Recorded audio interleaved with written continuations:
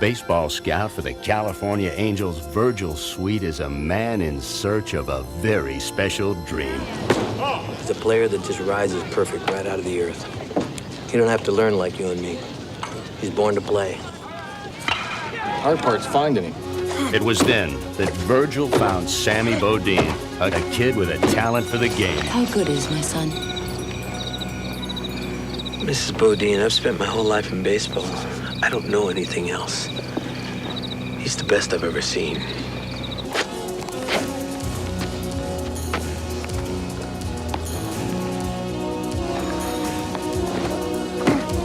Yes! Ow!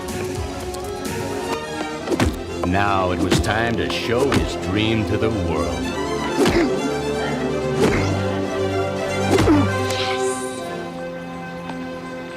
Fred, you better sign this kid before somebody else does. What'd you say this kid's name was? Bodine, Sammy Bodine. Ladies and gentlemen, I give you our newest angel, a gift from heaven, Sammy Bodine.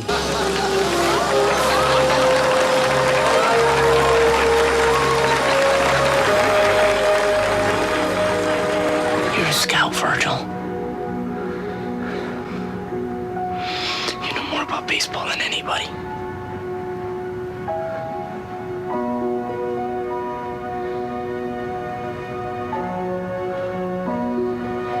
Am I ready?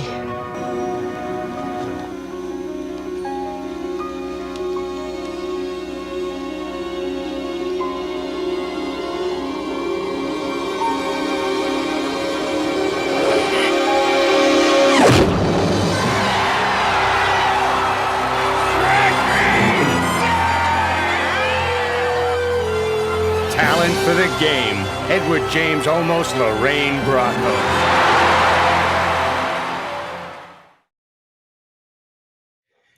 This is Jeff Corbett, and you're listening to the Monday Morning Critic podcast. So, do I have this right? You're a big Yankee fan? I'm a diehard Yankee fan, and I take it you're a Red Sox fan? I am a Red Sox fan, but you know, Jeff, we started off the interview by I haven't seen a Red Sox game outside of the playoffs. I watch all of those. Not because I'm not a solid fan, but Nesson is the company that carries the Red Sox games. They want $30 a month. Go screw yourself, Nesson. Right. I don't get the Yes Network, so I only watch Yankee games that are nationally televised. I have the same thing. I haven't seen a Dodgers game, and since playoffs, because it's the same thing, only it's insanely expensive. And I'm like, I'm not a Dodger fan. Why would I ever? So it's like you want to build up a fan base for young people, but baseball's they shoot themselves in the foot all the time. Yeah, the Red Sox have a bit of a greedy ownership in that regard. I mean, So, and you mentioned the Dodgers. I don't want to say they're bandwagon fans, but they're bandwagon. They're fair weather band. I hate them. I lived in Los Angeles for 33 years. I fucking loathe the Dodgers. And when people say, but why do you hate the Dodgers? It's they're fans. Yeah, primarily. They left Brooklyn, but I don't blame them for that so much. But I had a lady in a coffee shop years ago, and literally baseball's the only sport I really pay attention to. But I was in line and she said something for coffee, and she said something about the Lakers. I said, well, I don't like the Lakers. You would have thought I said I drown kittens and I support the Holocaust. And she said, you don't like the Lakers? And I said, no. But I thought everybody liked the Lakers. I said, well, there's other cities in America, and some of those cities have teams. I happen to be from a city closer than Los Angeles, where I'm from, and they have a team, the Knicks. And so if I rooted for a team, it would be the Knicks. Completely unfathomable to the Angel. Huh? She thought everybody in America loved the Lakers because we love the Lakers, so everybody loves the Lakers. Yeah, I kind of feel like that about Golden State, Jeff. Yeah. Their fan base was it. And Yeah. Miami Heat have a bit of a bandwagon fan, but we could when have a conversation. Florida should have no sports teams. They should maybe the Dolphins. They've been around. That's it. Yeah. No other sport. I don't care how good their hockey team is or are. I don't. Florida's a shitty professional sports town or state. It's wretched and actually a great point on your part. But because to make your point even more, they have the Tampa Bay Rays who seem to be winning with whatever they pick up. Amazing. And they got like six people at the game. I know. They don't deserve sports. I agree. Indoors, baseball's not supposed to be played indoors. The Vegas is probably going to get the Oakland A's. Yeah, and it's like, Vegas, another place. They got enough shit. Why am I wearing this? They've got enough shit. Vegas. They don't really need to have and I don't care about football, so yeah. I don't watch it. Hey, so both parents teachers. Tell me about your house. Tell me about your house growing up, Jeff. What kind of 3 brothers? I want to say. Am I guessing correctly? 2 brothers. One passed away at the beginning of the pandemic from leukemia, but I still have a brother left. Normal American household. My parents were school teachers. My dad was short. He's 5'8", but he's a really good athlete when he was young. Sports were. It was absurd because there was no art, none. And I, unfortunately, both my brothers were 6'2.5", 6'3". They could dunk, and I was literally always the smallest kid in my grade until high school. I think my best friend, Frank Brophy, was smaller than me. And that may have been it. I didn't grow until college, and I'm still 5'9". But I really love the arts.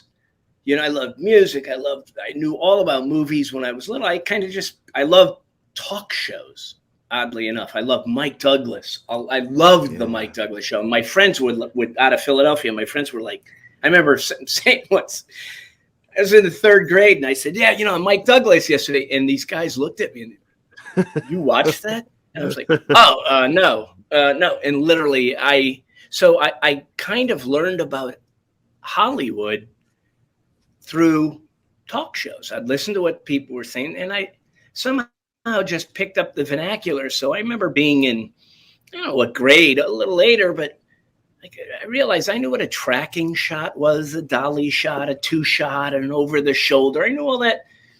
I just had picked up through osmosis, I think. But anyway, my family had my mother. I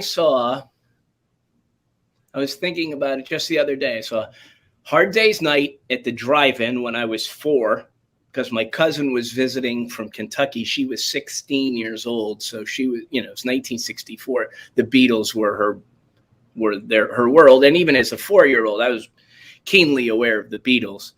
So I saw the Hard Day's Night with my mother at the drive-in. Then I saw, with my mother and family, Mary Poppins, and those are the only 2 movies I ever saw with my mother.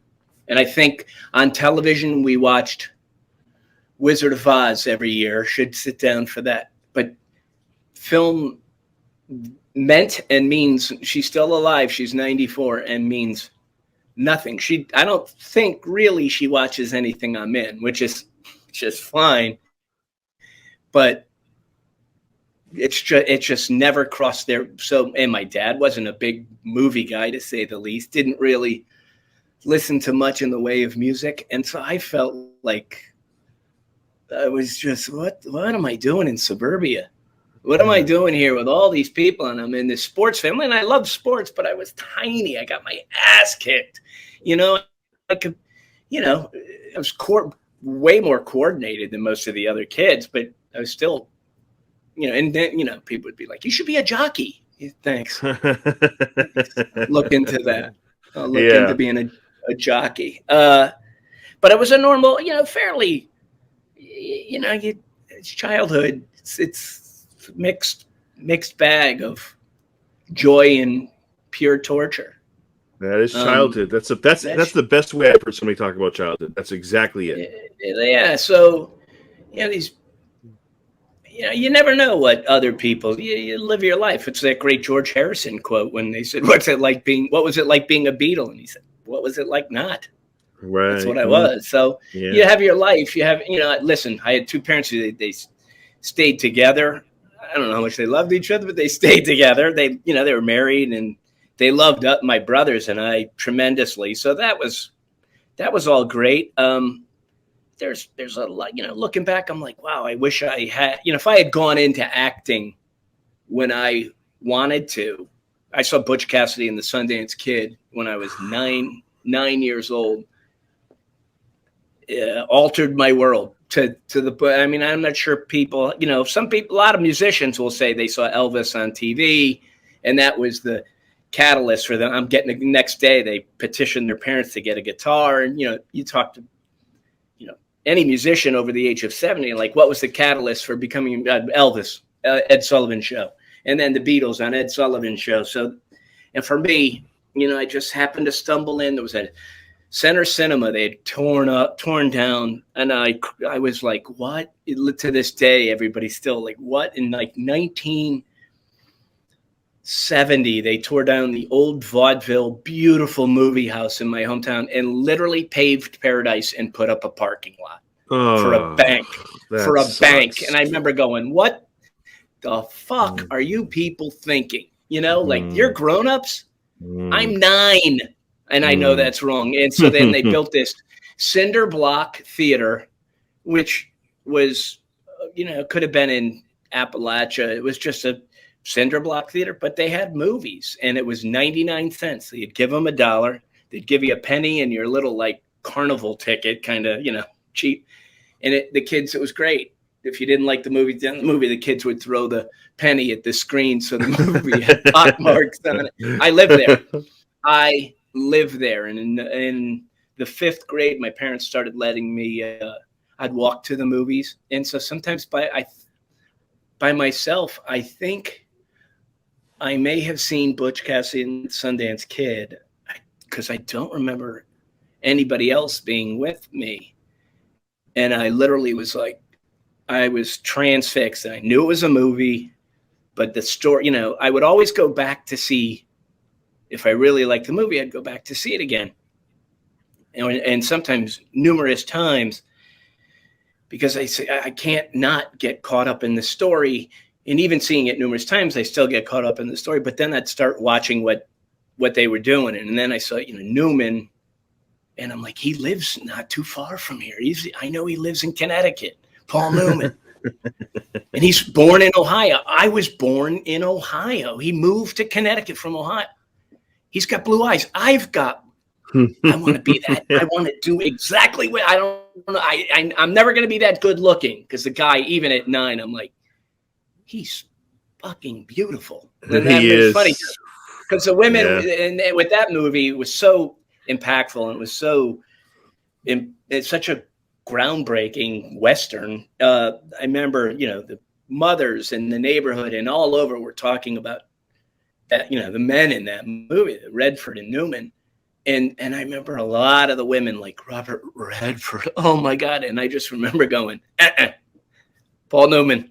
Yeah. And it changed my life. I went to a football game, a high school football game. I saw it on a Friday night, went Saturday, 1:00 to the high school football game. My dad taught at the high school. It was, in those days, the thing to do. The whole town would show up. And I said to my best friend, Bruce Ecklinger, we have to go to the movies. We have to go. You have to go. And he's finally he was like, dude, we're going to the movies. Well, I'll go with you, but shut up. I'm like, no, you. And so we went that night for the 7:00 show. And my buddy Bruce was like oh, this is great. I said, we're sticking around for the 9:00. Yeah. And, I was in the 5th grade. My parents were like, yeah. And I saw it 3 times in a little over 24 hours. And I went, that's what I want to do. And then I saw in 72, I was in Kentucky visiting my mom's from Kentucky, the hills of Kentucky. So I'd go down and spend part of the summer down there. And I saw in 1972 a film that I actually teach at summer school at Harvard Westlake School here in LA, a private, very exclusive private school. And I I teach a course in icons in film and literature, and one of the things I show at the end of near the end of the course is the Cowboys with John Wayne, Bruce Dern, and a bunch of kids who were around my age. And by that point, I was almost 12, knowing I had done a play. I don't know how, come hell or high water, I'm going to do that for a living. And then I saw, like, this is doable. Like, those kids, I could have been in that movie. I thought I'd have been good in that movie. And I actually, one of the great things was I was doing a play out here in LA, God, 15, 16 years ago. And it was directed by Paul Mazursky, the great Paul Mazursky, tremendous, down and out in Beverly Hills, and tremendous director who's no longer with us. And I loved him deeply, loved Paul. But I came from the stage door into the lobby. I went out through the front of the house, and he was talking to, I'm going to forget his name, Paul. Anyway, I'll get it. The director of the Cowboys. Oh, Jesus Christ. Sucks getting old. I'll think of it. He was dating Kathy Baker. She was there too. And it was funny. And it was really nice to be able to say, he's an older guy. And I said, you don't realize the impact you have on people's lives. But buddy, one of your movies. Yep. One of your movies is the reason why I'm exiting a theater as a paid performer and not an audience member. And he was like, didn't quite know what to say. I'm like, dude, it was huge. And I always wanted to meet George Roy Hill, who directed Butch Cassidy and the Sundance Kid. And I always wanted to meet Newman. And I have a funny story about it. Came close to being in a car accident with him, but never got to say, hey, buddy, you're it. I did a film about a little over a year ago. It'll be out, I think, in October. And we shot in Westport, Connecticut. Shot all my stuff in Westport, which is where Newman lived. And so the first day I was there, I got in my rent-a-car and put in Paul Newman's house. And I had seen it when I was in college. I remember a funny story about it. And there it was. And I just, parked on the street, looked up, and gave it my nod. He's still my. He's not just acting wise. I thought he was. I think there's probably people who were a little better. Maybe, I don't know, whatever better is, but as far as a human being in the business, Paul Newman's the best we've ever created. Yeah, and all the stuff he does for charity still in his $1 billion with Newman's own. His daughter runs it still, and she, and Joanne Woodward, his wife, still alive. I saw Paul Newman. Yeah, she's from my best friend's home, right next to my best friend's hometown in Georgia, Thomasville, Georgia. My friend's from K Road, Georgia, where Jackie Robinson was from. But I don't know. I just I always wanted to tell him. Always wanted to meet him and say thanks for all of it. That's pretty powerful stuff. His last movie is one of my all-time favorites, maybe my top 5, Road to Perdition. Here's this guy's last movie, and he's kicking ass on screen. Like, killing it. Well, they asked him, you seem to have gotten better as you got older. And he said, yeah, I couldn't rely on my looks. He said, I realized at a certain point, and for me, like, his early work, hit or miss. The movies were often not good. I liked HUD, but by the time he did Cool Hand Luke, it's like, great. Oh my God, you show somebody, put somebody else in this role. And I mean, and he's stunning to look at. The whole movie's just a brilliant cast. The music's, it's brilliant. And then, he did something too. I remember what I was going to say. He did something near the end of his life. I think he died in 2008. So it would have been about 2006. I saw him. I never watched Larry King, but Newman was on. And I don't even know if I watched it all, because by that point I knew Larry King and he was a wretched human being. and Newman was on Larry King's show, and a lady called her, well, let's go to Cincinnati, Ohio. And she said, Mr. Newman, I just want to say, with Hollywood, with all the divorces and all the, you and Joanne have the most beautiful relationship, and you're such a wonderful husband, and you're such a, and he goes, oh, excuse me, with all due respect, ma'am, don't forget, I left my first wife with a 2-year-old child to be with Joanne. I'm not that great. And I thought, who does that? Who does that? Any other actor in Hollywood? Well, it takes a lot of work. It's about compromise, and we both listen and love each other. It's like, and he went, no, hold on. Time out. I'm not that special. And it's like, yes, you are. Just for that reason alone, you're that special. Yeah, so. Yeah. And we were talking, you're the equivalent, and I was like this when I was younger. Obviously, you took it to the next level as far as your profession, but the equivalent of a gym rat, you were a movie rat. Like you lived in that, and that's one of those movies, Butch Cassidy, that I wish they would show in the theater, because that's meant to be seen on the big screen. I feel like I'm doing it an injustice by watching it in my living room. I agree. I feel that way with a bunch of films, but we're lucky here, just a mile and a half away. Quentin Tarantino owns the New Beverly Cinema, and they show 2 films a night. It changes a lot.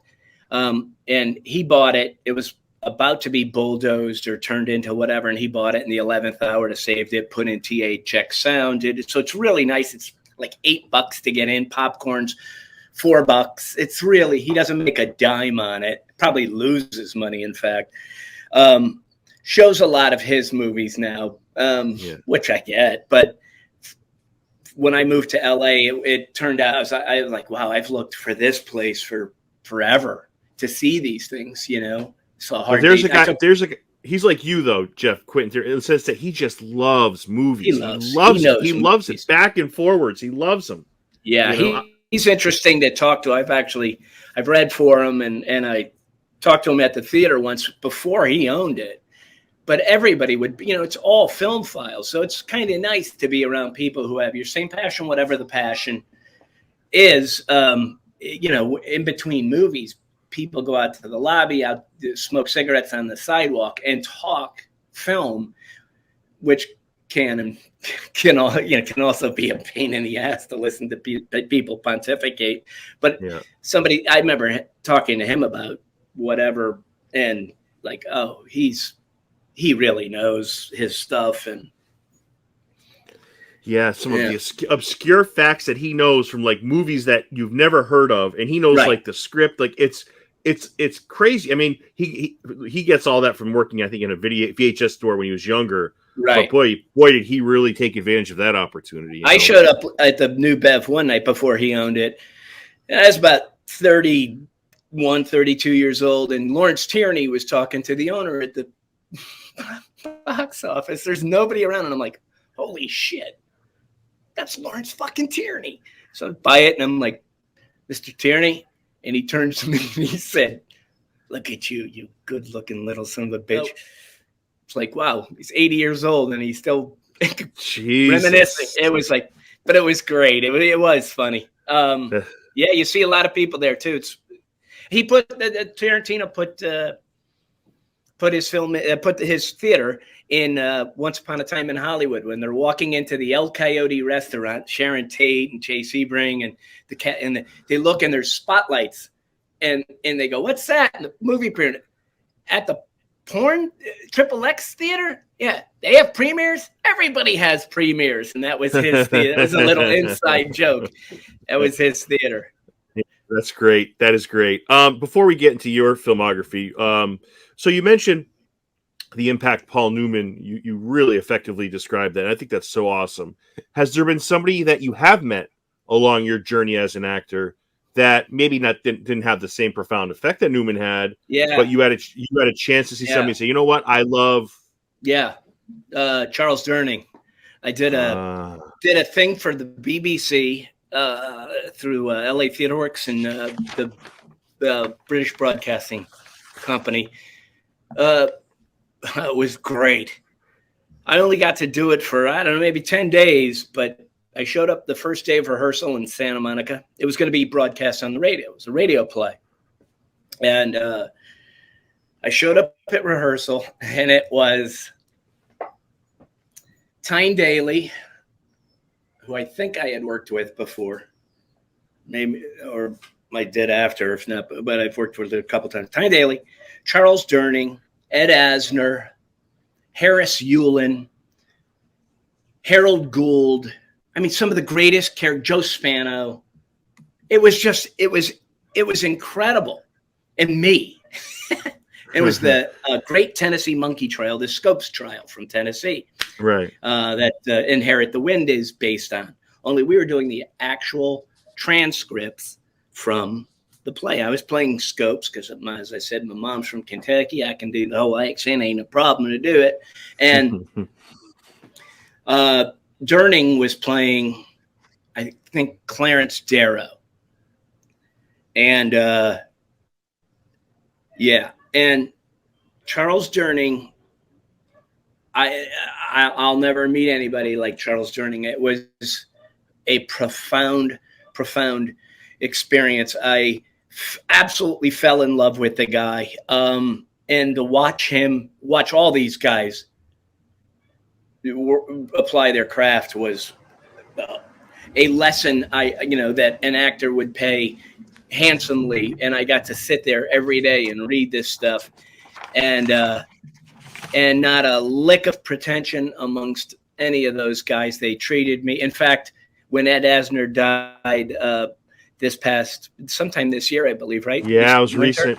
Yeah, it was recent. Yeah, I posted on social media that we were, I don't know, hour going around the world on the BBC. I was petrified. We did it at Warner Brothers in a soundstage in front of about 5,000 people. It's going out around the world. John Gielgud was being the voice of the narrator, like the voice of God.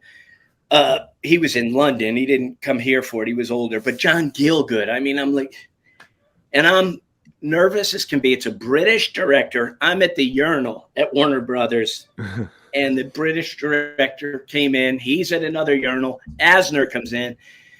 Everybody's doing their business. And the British director says, hey, Jeff, you're doing very well. Very, very well, Jeff. Very. Your accent's not quite right, but you're getting there. We're like an hour away from going live around the world. We've been rehearsing for over a week.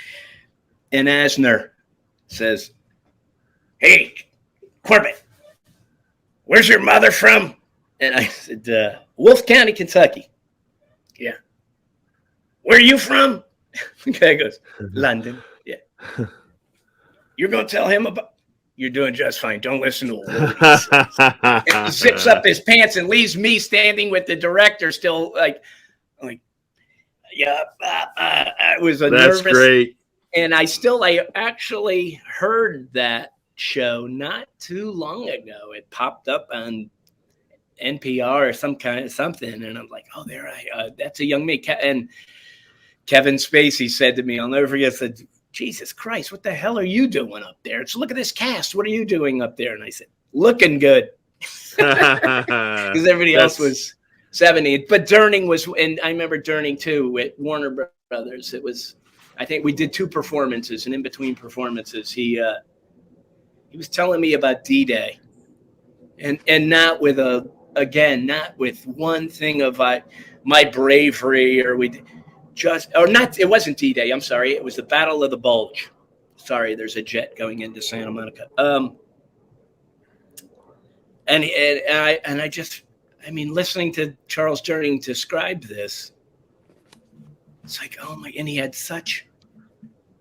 I remember him telling me, he said he had to kill a guy in a foxhole, a German kid in the foxhole. And it was still torturing him, and I years later, my wife and I didn't even know my wife at the time. We weren't even dating, but when we were engaged, we went to Long Beach Airport.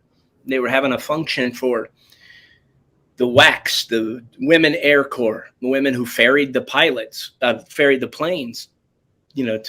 where they had to be shipped off to the war. They couldn't spare male pilots, and they wouldn't allow women to fight. So So they had this function for these women who were still the ones that were still around, and they came in from all over the country. And I looked over, and who's there? Charlie. And so I walked over very delicately, and I said, I'm sure you wouldn't remember me, but you were. And he goes, "Hey, Jeff." And wow. I was like, you know, he's the one guy. Whenever anybody asks who's the, hands down, Charlie Durning, and I can watch that guy in anything. He could have read the phone book and not have tuned in for 2.5 hours. Dog Day Afternoon, what he did in Dog Day Afternoon with trying to talk Pacino, you know, and the crowd chanting, "Attica," you know, and he's like, oh, he was just one of my Tootsie. What he did in Tootsie, playing good call, playing Jessica Lange's dad. I mean, brought such a humanity. The guy, "Oh Brother, Where Art Thou?" One of his last films. I totally forgot. Pappy O'Daniel, you know, and when we are gonna. What does he say to Clooney? It's one of the. You know, he's promised to see the errors of his ways. We are rehabilitating, aren't we, boys? I'm sure he just did that on his own. I'll guarantee you. He just such a stud, man. Yeah. So he's, you know, there's other. You work with people who I've been blessed.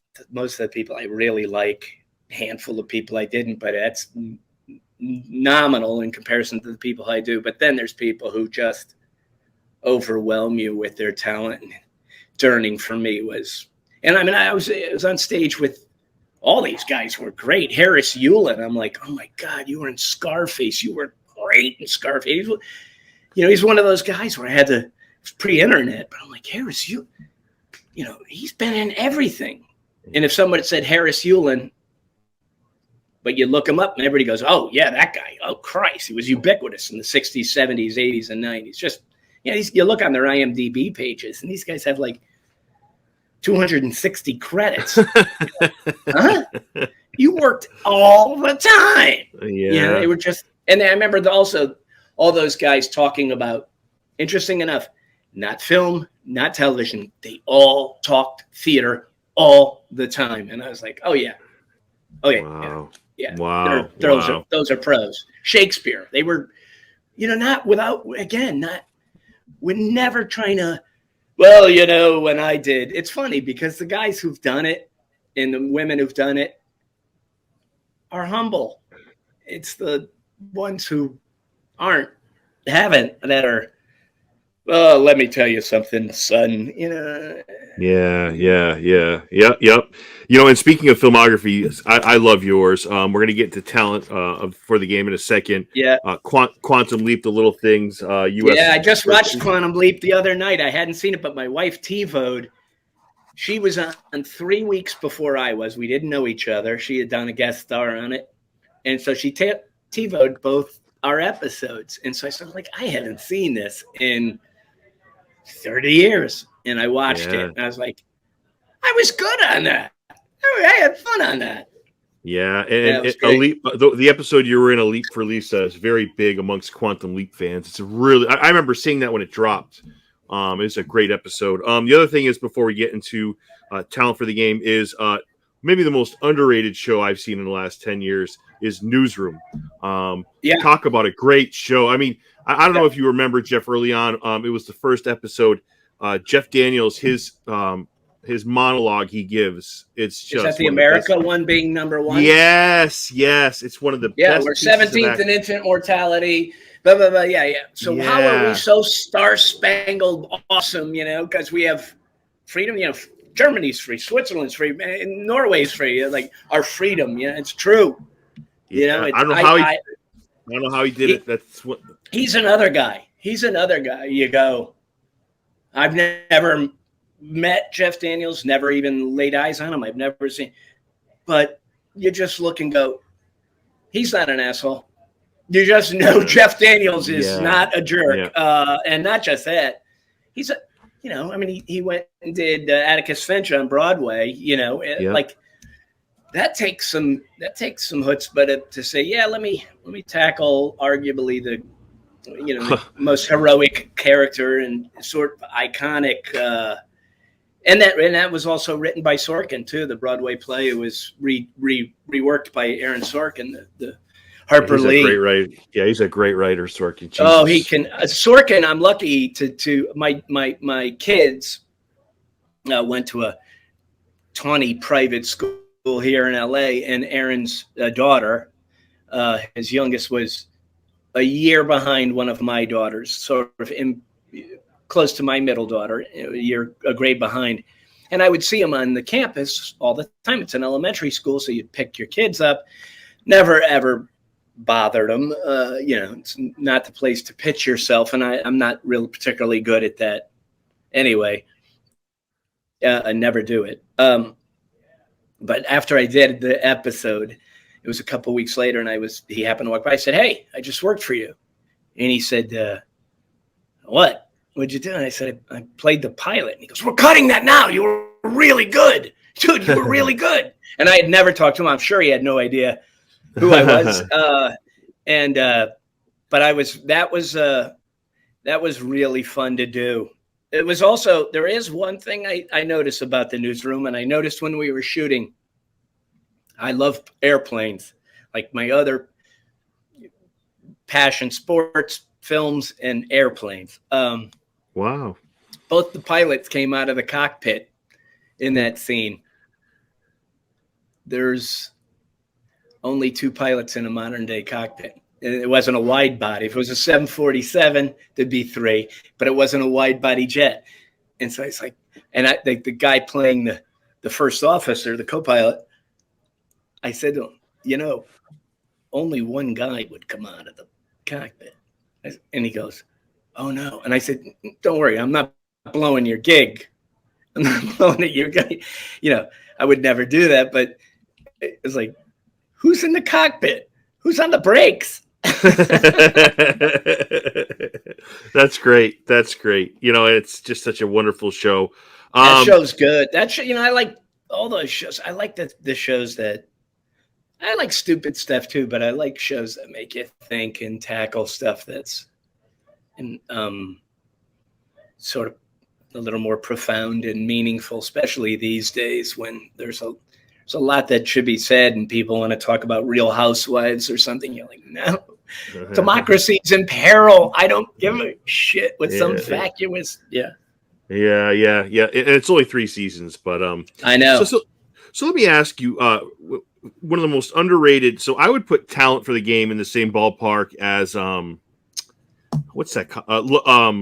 For Love of the Game. I would put it in that underrated base. Yeah. Was there an issue with the release of this movie? Because I remember seeing this early. It came out in 91. I remember seeing it right off. What happened, Jeff? I couldn't put it together. It was interesting. It was not my first, but I had done All My Children. But I had it's my first film.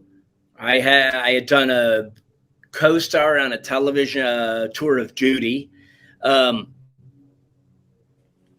it was, it was a $17 million budget, which in 1990 was not small. It's not small now. Give me $17 million now, and I'll gladly make a movie for you.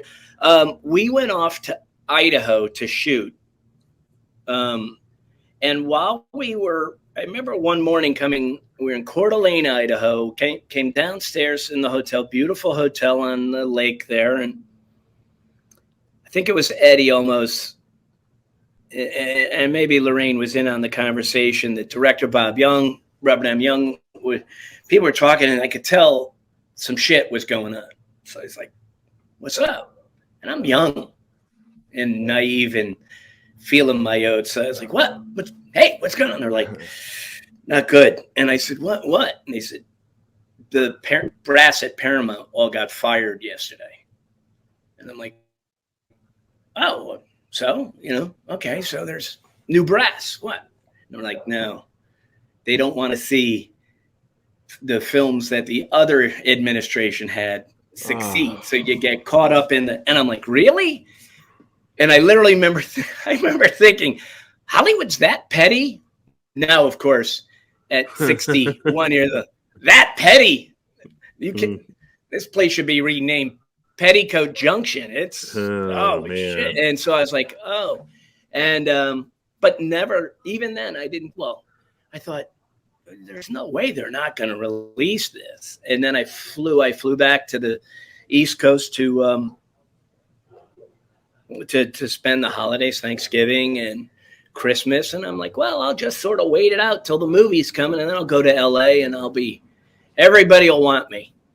And they flew me out to Loop to do the looping for it. And we went to lunch, and they said, hey, got bad news for you. It's not getting a theatrical release. And I was like, you're fucking kidding me. You are absolutely kidding me that,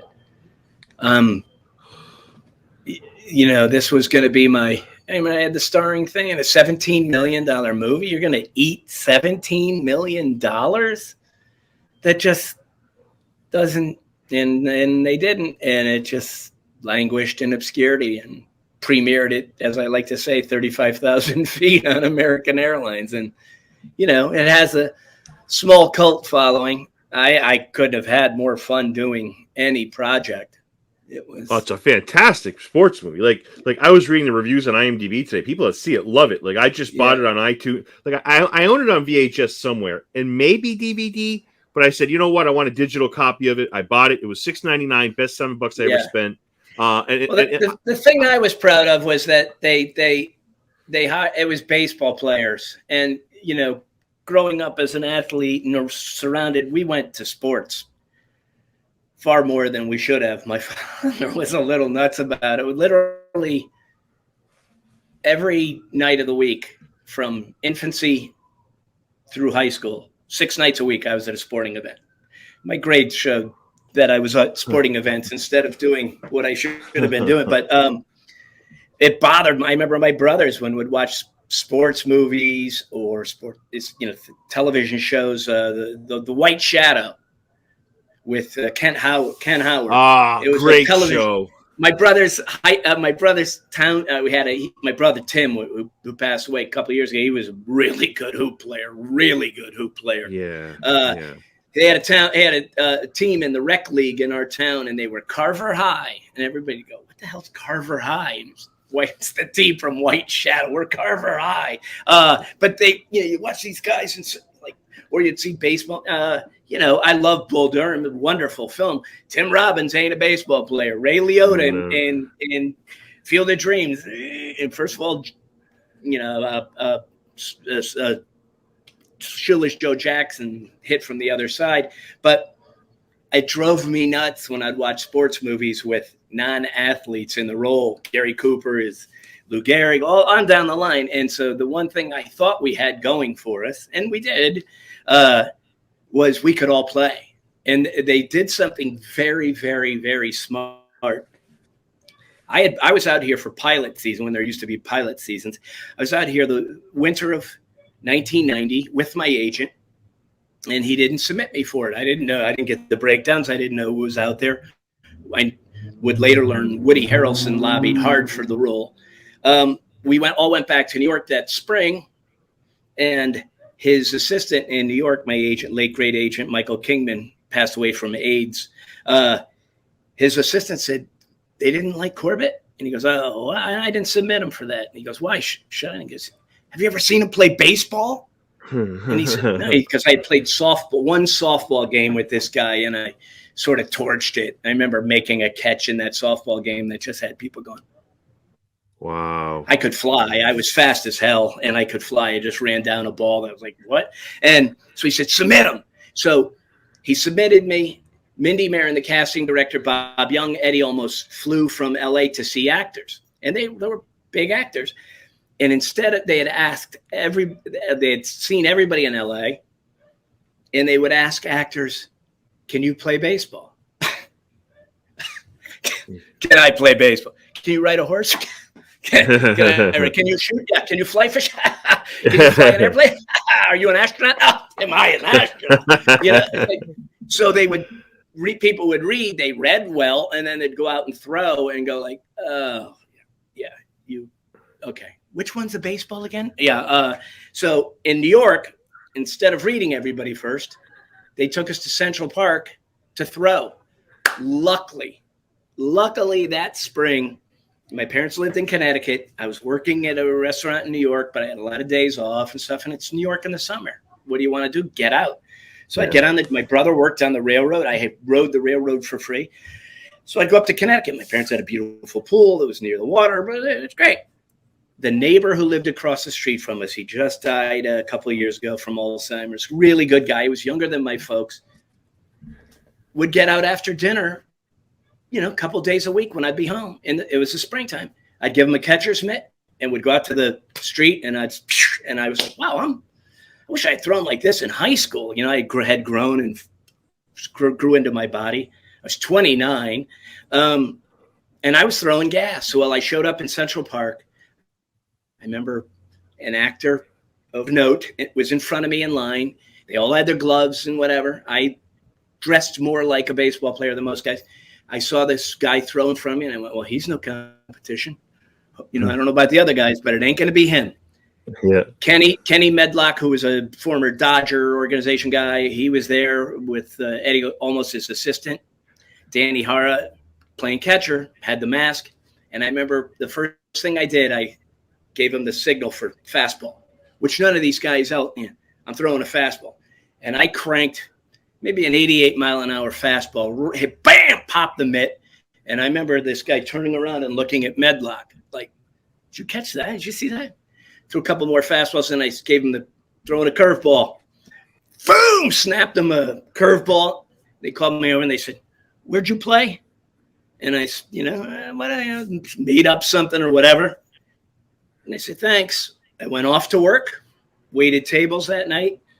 Next day, they brought me in to read for Robert M. Young with Eddie Olmos. And I was there for 45 minutes. Kevin Dillon, I remember, was in the hallway waiting, a bunch of big-time guys. And that's when I started thinking. And my roommate at the time, John Bennett, was saying, this is yours.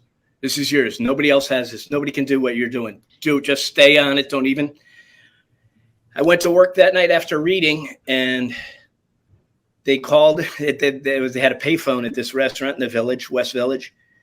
And they called and said, you're going to LA to read for the Brass at Paramount tomorrow. And I walked up the 4 stairs to the main dining room at this burger and beer joint. Had in my apron on, and I said, ladies and gentlemen, it's cafeteria service. I quit. Took my apron off, sat at the bar. My buddy Jimmy Meehan put a beer down. He said, what's up? I said, I'm going to read for Paramount tomorrow. That's mine. That's my movie. And all my buddies, all these actors I knew, all came into the bar within the next half hour. We went crazy. Next night, at the same time I should have been starting work, I was sitting in first class, which I had never flown first class or anything close to it, and flew to. And then they didn't want to get. I read for it the next night. They said, well, they were looking at Richard Grieco, and director's like, guys, if this is where we're going, then we're just going to walk away. And they had me on July 14th, my father's birthday. They brought me to Marty Elfon, the producer's house, and had me read again for the final time. I did it a few different ways. They said, Jeff, would you step out for a moment? And I said, did. I walked down the long, on Benedict Canyon, the driveway, and sat there. And then I heard them call me from the house, and they said, Jeff, can you come back inside? Came back, and they said, Jeff, would really like for you to do this movie. And I said, well, guys, that's great. But while you were waiting, trying to make up your mind, I got another offer while I was out on the curb. So I'm going to have to pass. And, back east, they'd laugh because people in there, these guys. And I said, I'm just fucking with you. And that was great. I got to call my dad on his birthday, his 65th birthday, and said, Dad, I'm going to be thrown in Dodger Stadium. I got it. Wow. Yeah. And I could, for those listening or watching, I could say your mechanics are excellent. Like I've seen everything when it comes to sports movies. I mean, I'll say it. I'm not trying to put this actor down, but when I was watching, I think it was maybe Angels in the Outfield a while ago. Tony Danza's mechanics are just rough. Yeah, rough. Not good. They're not. My buddy Neil McDonough's in that movie. He could play. We used to play stuff, and Neil could play. But yeah, it's not good. It just takes you out of it. When you're it's Same thing with Clint Eastwood tells a story about Richard Burton doing Where Eagles Dare, the World War II movie, like 1967. And Eastwood said he saw Burton hold a gun. And Eastwood said to the director, I'm going to be doing all this shooting. He's doing all the talking. I'm doing all this shooting. And he said it worked because of that. It's like, no, it's Burton. Burton can, let him deliver the lines. But the English and guns, sadly, now whatever. But yeah, I really love the report, and I love the rapport Sammy Bodine has with Virgil Sweet. I think that drives this movie, and it's too bad it didn't get a release because there's some beautiful scenes between you two. I mean, it's just really it's that, and the one Jeff the one that I really get choked up, and I wrote it down so I wouldn't mangle it. Where he goes to the mound for the last time. He says, "My whole life, all I want to do is to play in the big show, catch one inning of a major league pitcher. You made my dream come true, son. Hell of a pitcher." I mean, that's like, cue the waterworks, Jeff. Here they come. That was, it was interesting because that scene, which I think we didn't shoot in sequence, but I think that was the last thing we did. And I had flown my dad out. So I said, my dad's got to see. He had just retired from teaching. I said, he's got to see me pitch in Dodger Stadium. I can't. So I bought him a ticket. He came out, and that whole thing was about my dad for me. My dad was a great second baseman, really great second baseman, and had to go to World War II. Pittsburgh Pirates were looking at him, and so I flew him out, and I in fact his birthday was the 14th of July, and I flew him out, and I was standing with Bracco and Eddie and I think Bob Young and Marty Schwartz, the first AD, and I watched my dad. The first night he was at Dodger Stadium, and he was coming through the wall out in center field. They had it open where all our trucks were out there, and then they'd close it when we would shoot. But I said, you guys, watch my old man. Watch my old man. He never got to the show. And in baseball, he coached 3 sports, but baseball was preeminent, like me. Yeah. And so so I said, watch him. They said, what? And I said, just watch. I just want to see what he does. And he walked through the wall, didn't know we were looking, walked across the warning track, and he stopped at the edge of the grass. And he looked down, looked down at the grass, and then he did a crow hop, this little jump step, and ran in like ball players run. And he was 65 years old, and I said, he made it to the show. He made it to the show, and Eddie said, buddy, that's us. That's the relationship. That's the scene. That's the scene. Great. And I said, I know. When I read it, I was like, my dad, he had buddies who got to the show, and would go. One of them was Steve Hamilton, a pitcher for the Yankees for like 6 years for the Yankees, and would go down to the bullpen to see Steve, and as a little tiny kid, and I'd walk in, and there's Mel Stottlemyre, and there, so great, a thing for a little kid. But I knew it must have just killed my dad. He came back from the war, and Pirates had Bill Mazeroski at third base or second base, and my father was not about to get a look, so he went to college, and but still did well for himself. He did all right, yeah. And he got to see me. He did get back to our town. He had flown back. I still had like a month or 3 weeks left on the film, and he went back to town and said to the baseball coach, who had just recently passed a couple months ago, said, Jesus, you should have seen Jeff pitch. He was throwing to big league ball players, and he was dealing. They couldn't touch him. Some of these guys couldn't touch him. And the other teachers in the teachers' room said, hey, Nick, did you ever give Jeff a shot at pitching when he was in high school? No. Excellent choice. How great is almost to have scenes with? He is a professional actor in every sense of the word. Eddie's great. And we had he was really terrific with me. It was my first thing. So was Lorraine and everybody, but Eddie really looked out for me.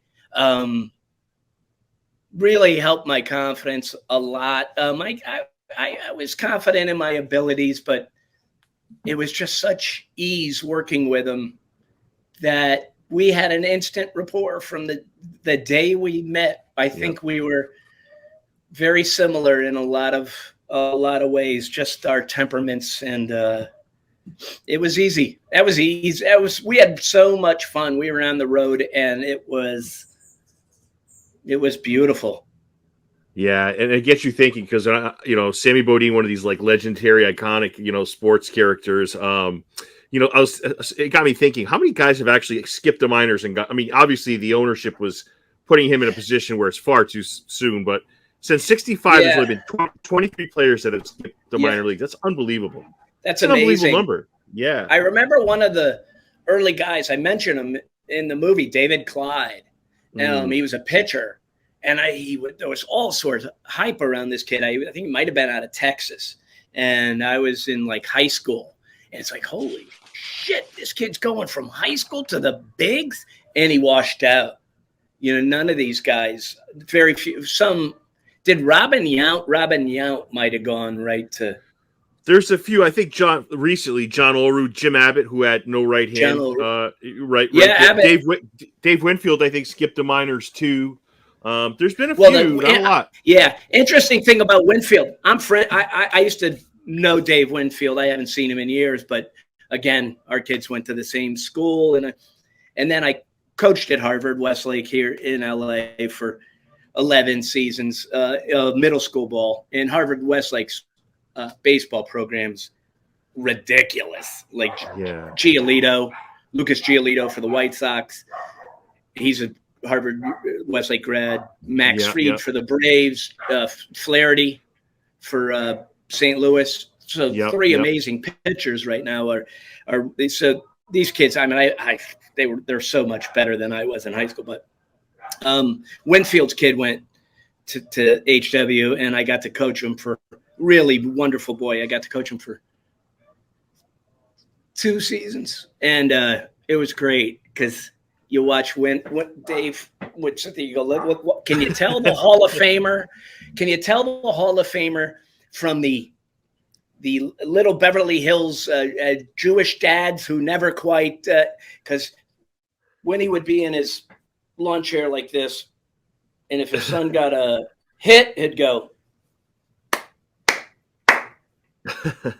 And if his kid struck out on 3 pitches, he'd go. Get him next time. Yeah. And you will look at these other dads, and the other dads are like, "Come on, Jimmy, watch out for the curveball. Hey, watch out for the slider. Hey, come on up. What are you doing?" And like, hey, guys. Oh, those are the worst. Oh. Follow the lead of the guy who's. And I said, "There's a guy who could tell. Been there, wanted to be there." Oh, such a great quote. I'm going to tell you, Jeff, I coached varsity softball fast pitch for 20 years. The reason I'm not coaching anymore is I can't stomach the parents. I don't know how anybody does it. I don't know how anybody does it because they're all infinitely. I mentioned Larry King earlier and said what a wretched human being. There was no sports dad, and I will go on record as this. I generally don't diss people.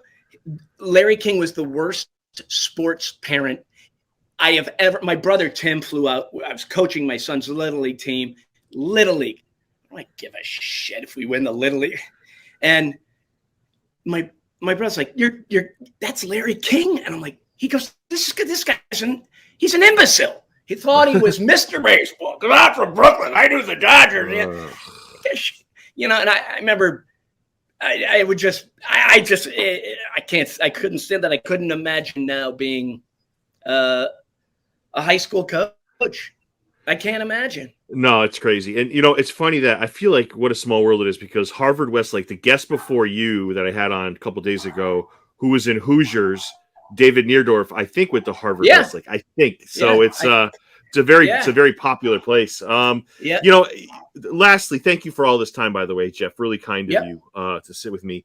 I don't know. I really want this movie to get a second life because I believe Talent for the Game really missed. I think people, if this reaches how many ever people, I just give it a shot. Like this movie is just so undersold.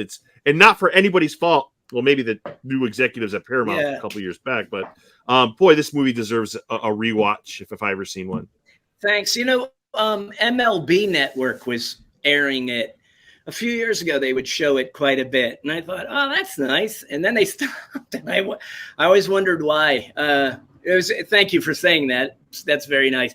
Jeffrey Lyons, the film critic, I remember hearing it. I heard him years ago on, I think, one of the sports, back when you used to listen to terrestrial radio. It was a sports show that I really liked here in LA, and they were asking him about sports movies. And he said, the one that never gets any notice, but is one of my all-time favorites, is this movie called Talent for the Game. And I was in my car going, damn right.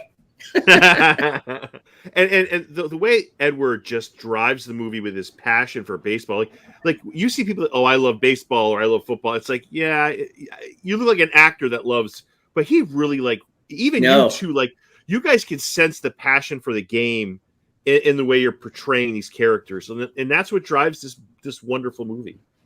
Yeah, thanks.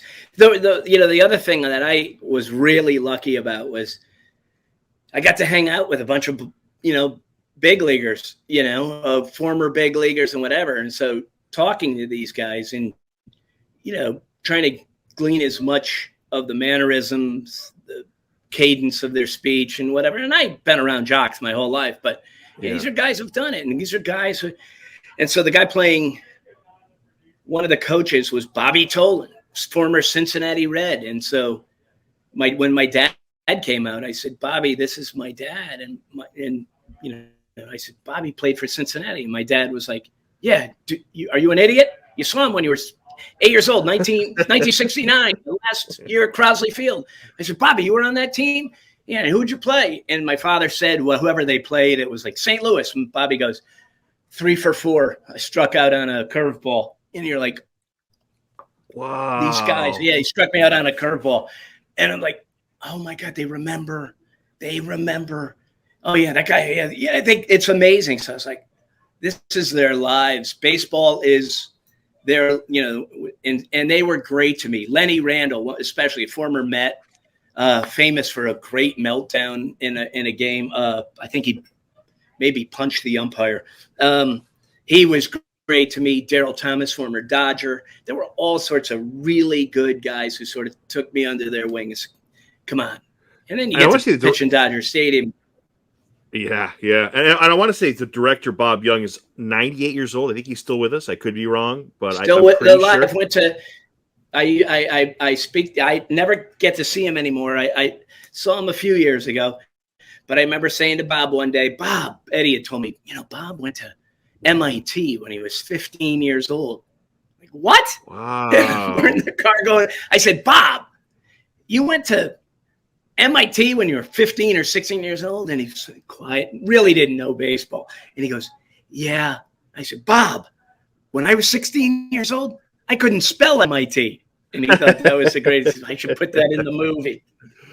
That's great. Jeff, is there anything you wanted to throw out there before I let you go? Any projects, anything you wanted to get out there? I got a movie coming out in, I think, October. We shot it a year ago. I thought it was going to be out last Christmas. It's a Christmas movie called The Noel Diary, and I play a Englishman.